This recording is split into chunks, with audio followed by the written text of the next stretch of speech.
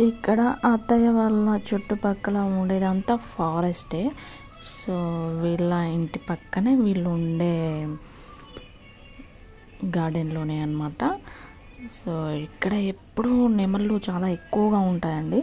అది ఎప్పుడైనా నెమలి పింఛం విప్పిద్దేమో చూద్దామంటే ఇంకా నాకైతే ఆ అదృష్టం దక్కట్లేదు. నిజంగా నేను పింఛం విప్పినప్పుడు ఎప్పుడూ చూడలేదండి, నేను చూస్తున్నాను. అండ్ ఎగ్స్ నెమలియే అంటారా?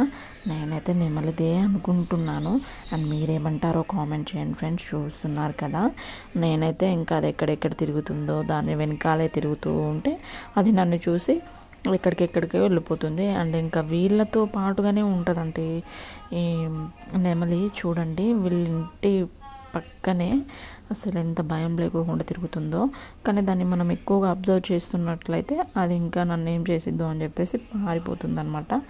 అబ్బా, పింఛం చూసారా అండి ఎంత పొడవు ఉందో? నేనైతే షాక్ అండి.